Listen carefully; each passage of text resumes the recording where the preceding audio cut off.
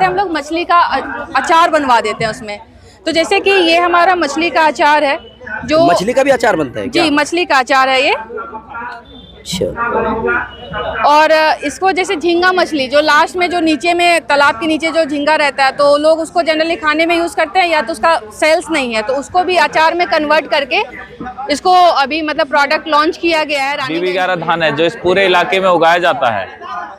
2 साल पहले हमारा जिला रिकॉर्ड है 32 क्विंटल पर एकड़ का। कोई केमिकल वाला भी इस चीज का दावा नहीं कर सकता। विदाउट केमिकल 32 क्विंटल पर एकड़ जिला रिकॉर्ड है कृषि विभाग के पास। गाय पालन सरकार के द्वारा भी दिया जाता है। फार्म के लिए आप नजदीकी जो पशु चिकित्सा केंद्र है वहाँ पे अपने डॉक्टर से संपर्क कर सकते हैं और उनसे जानकारी ले सकते हैं कि किस तरह से आपको फार्म का उसको मैनेजमेंट करना चाहिए। और समय समय पे जो वैक्सीनेशन आता है, वो वैक्सीनेटर हमारे जो होते हैं घर घर जाके आपको वैक्सीनेटर का जानकारी देते हैं और उसका वैक्सीन भी आप करवा सकते हैं।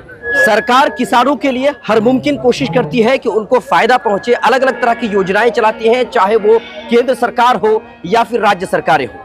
मैं बिहार सरकार की अगर बात करूं तो बिहार सरकार कृषि यंत्र योजना चलाती है, कृषि फसल बीमा योजना चलाती है ताकि किसानों को फायदा पहुंचे। आज मैं फिलहाल अररिया कृषि जो कार्यालय है उसके परिसर पे खड़ा हूं और मेरे पीछे आप देख पा रहे होंगे यहाँ पर कई सारी दुकानें लगाई गई हैं, क्योंकि मैं ये दिखाना चाहता हूं कि जिला स्तरीय किसान मेला है, सह कृषि प्रदर्शनी है। यानी इस मेले में आपको दिखाया जाएगा कि किसानी जो होती है, जो खेती बाड़ी होती है, वो किस तरीके से की जाती है और जो सरकार है वो किस तरह की मदद करती है। लेकिन अफसोस की बात यह है कि हमारा ये इलाका पूरी तरह से किसानों पर बेस्ड है। यहाँ के ज्यादातर लोग जो है वो किसान है, कृषि है। लेकिन बहुत अफसोस की बात है, इस मेला में आपको भीड़ दिखाई नहीं पड़ रही है। यहाँ कृषि के बारे में जानकारी दी जा रही है लेकिन यहाँ पर भीड़ नहीं है। मैं आपको दिखाना चाहूंगा कि इस मेले में कृषि के लिए यानी किसानों के लिए क्या कुछ है, कौन सी सुविधाएं हैं जो दिखाना चाहती है सरकार। आइए मैं आपको कई सारी दुकानों में, स्टॉलों में लेकर के चलता हूं और मैं दिखाता हूं कि सरकार क्या कुछ कर रही है किसानों के पालने से क्या कुछ फायदा हो सकता है, ये जानते हैं। यहाँ पर इन्होंने स्टॉल लगाया है। मैं आपसे जानना चाहूंगा कि आप मछली पालन करके क्या क्या फायदे कर रही हैं और क्या कुछ प्रोडक्ट है आपके पास। मैं अंजलि कुमारी रानीगंज मत्स्य फिश फार्मर प्रोड्यूसर कंपनी की सहायक कार्यरत हूं अभी। तो जैसा कि आप लोग जान रहे हैं कि मत्स्य विभाग से बहुत सारी योजनाएं चलाई जा रही है, तो लोग इसमें जो है मछली पालन कर रहे हैं। लेकिन यहाँ अभी क्या है कि लोग सिर्फ मछली पालन ही कर रहे हैं, इसके आगे क्या होता है उनको अभी तक इनकी जानकारी नहीं है।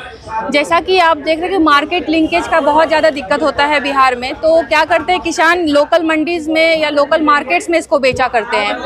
तो इसलिए हम लोग क्या करें, जो जिस मछली की दाम कम होती है, जैसे कि रोहू, कतला, मृगल, ये सब के तो दाम ऐसे ही ज़्यादा है, 200 रुपये किलो, 250 रुपये किलो बिक जाती है।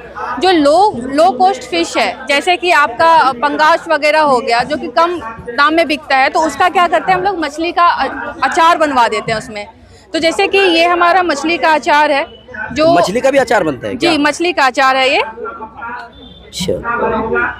और इसको जैसे झींगा मछली, जो लास्ट में जो नीचे में तालाब के नीचे जो झींगा रहता है, तो लोग उसको जनरली खाने में यूज़ करते हैं, या तो उसका सेल्स नहीं है, तो उसको भी अचार में कन्वर्ट करके इसको अभी मतलब प्रोडक्ट लॉन्च किया गया है रानीगंज में। और दूसरा है सूखी मछली का अचार।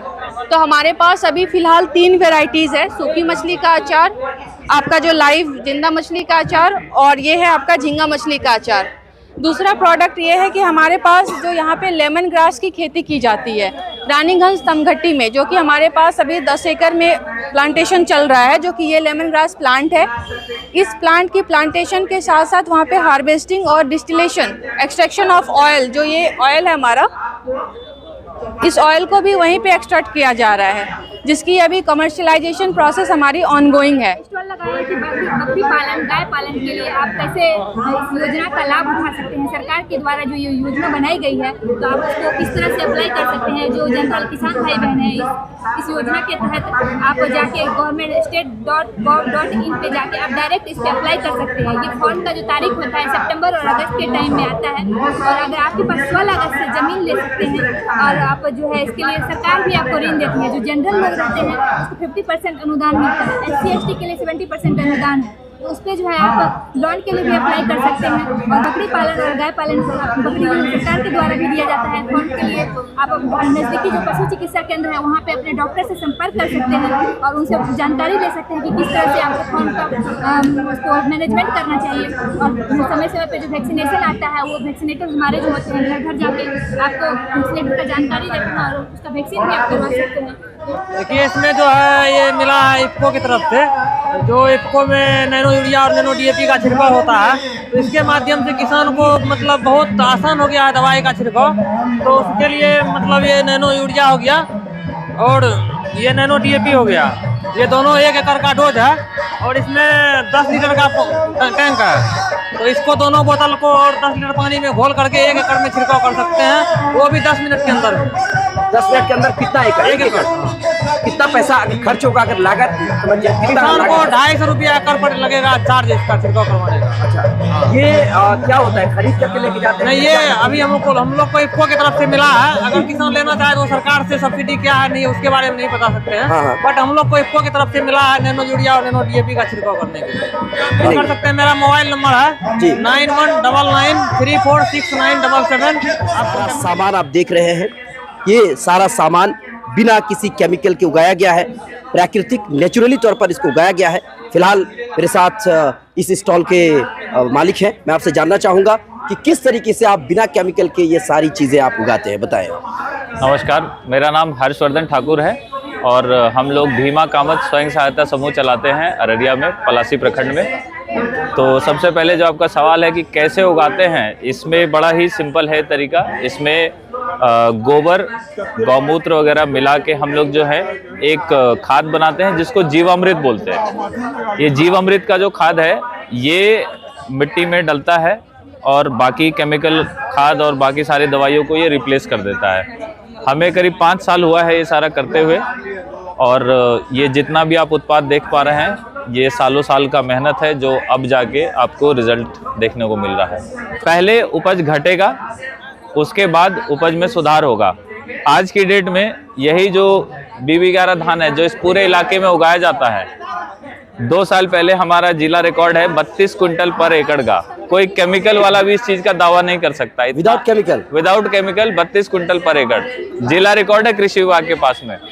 अच्छा, तो मैं ये जानना चाहूँगा, जैसे ये सारा सामान आपने उगाया है तो क्या इसका जो कॉस्ट होता है केमिकल के मुकाबले में कम होता है या ज़्यादा होता है? आप प्रोडक्शन कॉस्ट पूछ रहे हैं या सेलिंग कॉस्ट पूछ रहे हैं? प्रोडक्शन कॉस्ट सस्ता पड़ता है हमें। सस्ता पड़ता है, हाँ। और सेलिंग कॉस्ट? सेलिंग में क्योंकि डिमांड ज़्यादा है, सप्लाई कम है, तो इसलिए रेट थोड़ा सा ज़्यादा मिल जाता है। अच्छा। तो ये मतलब दोनों तरीके से किसान के लिए फायदेमंद का सौदा है। आपको लागत भी कम है और रेट भी अच्छा मिलता है। दूसरा स्टॉल है, इस पर लेकर के आया हूँ। देखिए, मिट्टी जांच प्रयोगशाला अररिया लिखा हुआ है और कई तरह के केमिकल्स यहाँ पर रखे हैं। मैं जानना चाहूंगा कि किस तरीके से मिट्टी का जांच होता है और क्या क्या प्रक्रियाएं होती है। सर, आपसे ही जानना चाहूंगा क्या कुछ होता है। सर, अररिया जिले में एक जिला स्तरीय लैब है मिट्टी जांच प्रयोगशाला, और इस जिले को 8,400 मिट्टी नमूना जांच का लक्ष्य मिला है। इसके अतिरिक्त किसान सीधी तौर पर भी मिट्टी लेके नमूना लेके आते हैं और उसका जांच करके हम लोग सॉइल हेल्थ कार्ड रिपोर्ट ये किसानों को उपलब्ध कराते हैं। और जितने भी रकबे का मिट्टी सैंपलिंग आता है, 1 एकड़ का, 50 डिसमिल का, 25 डिसमिल का, तो उसमें फर्टिलाइज़र का डोज जो किस किस फसल पर कितना कितना मात्रा में देना है, ये डोज का रिकमेंडेशन सॉइल हेल्थ कार्ड में किसानों को करते हैं। इससे संतुलित उर्वरक का किसान प्रयोग करते हैं, लागत कम लगता है और उत्पादन अधिक होता है। मिट्टी जांच कराने से सभी पोषक तत्वों का किसानों को जानकारी प्राप्त होता है, किस पोषक तत्व की कमी है और कितना मात्रा में डालना है। इसी के आधार पर किसान अपने खेतों में डालते हैं। धन्यवाद। सर, ये लैब गवर्नमेंट के द्वारा ये संचालित लैब है। इसमें फ्री ऑफ कॉस्ट किसानों को कोई पूंजी लगाने की जरूरत नहीं होती। ये फ्री सेवा है, किसानों को फ्री में जांच करके ये सॉइल हेल्थ कार्ड उपलब्ध कराया। सर अगर आपके पास आना चाहे आपके कार्यालय में तो कहाँ आना पड़ेगा किसान? बस इसी पीछे बिल्डिंग जो है ये मिट्टी जांच प्रयोगशाला लैब है। जी सर। उस लैब में मैं दिलीप कुमार सिंह सहायक अनुसंधान पदाधिकारी कार्यालय में उपलब्ध हूँ। आकर के किसान सीधे तौर पर मुझसे आके संपर्क कर सकते हैं। तो हमने आपको अलग अलग स्टॉलों में पहुंच करके आपको चीज़ें दिखाने की कोशिश की, और भी बहुत सारे स्टॉल हैं, हम वहां पर नहीं पहुंचे क्योंकि वीडियो लंबी हो जाएगी। और लेकिन हमने आपको इंटरेस्टिंग चीज़ें दिखा दी है कि किस तरीके से किसान मेला में जो प्रदर्शनी लगाई गई है वाकई देखने लायक है। और साथ ही साथ किसानी करके यानी कृषि करके खेती बाड़ी करके फायदा होता है या नहीं होता है, ये भी आपने देखा कि किस तरीके से मछली पालन करके सिर्फ मछली को बेच ही नहीं रहे हैं बल्कि प्रोसेसिंग करके अचार बना रहे हैं, तेल बनाया जा रहा है। इसके अलावा आपने जैसे कि देखा कि प्राकृतिक यानी नेचुरली तौर पर खेती की जा रही है। इसके अलावा मैं आपको एक और चीज इंटरेस्टिंग चीज दिखाना चाहता हूं। आपने इससे पहले कई सारी रंगोली आपने देखी होगी जो रंगों से बनाया जाता है, लेकिन यहाँ पर सब्जी से रंगोली बनाई गई है। ये देखिए आपको ये सब्जी ही दिखाई दे रही, इसके अलावा यहाँ पर कुछ नहीं है। मटर है, भिंडी है, शिमला मिर्च है, फूल गोभी है, पत्ता गोभी है, गाजर है, सेम है यहाँ पर, उसके अलावा आलू है, बैगन है, प्याज है। तो इस तरीके से रंगोली बनाई गई है। ये दिखाने की कोशिश की जा रही है कि ये सारी चीजें आप उगाते हैं और इन्हीं सारी चीजों का हम जो है इस्तेमाल करते हैं। तो इनका किस तरीके से इस्तेमाल करना है, किस तरीके से इसका जो उत्पादन है उसको ज्यादा से ज्यादा बढ़ाया जाए, इसके लिए भी कृषि यंत्र योजना जारी है। यहाँ पे ड्रोन योजना था, प्राकृतिक तौर पर किस तरीके से खेती बाड़ी की जाए उसके लिए भी यहाँ पर था। मिट्टी को कैसे बचाया जा सके और उसके लिए क्या कुछ कर सकते हैं, मिट्टी जांच प्रयोगशाला भी यहाँ पर मौजूद है। सारी चीजें यहाँ पर मौजूद है। आप आइए और लाभ उठाने की कोशिश कीजिए। बहुत सारे मेलों में आप जाते हैं, डांस गाने बजाने में जाते हैं, लेकिन ये आपकी जिंदगी और हमारे जो परिवार है उसकी जिंदगी का सवाल है। यहाँ पर जरूर आइए और कुछ सीख करके जाइए। आपकी है क्या राय, आप हमें कमेंट कीजिए।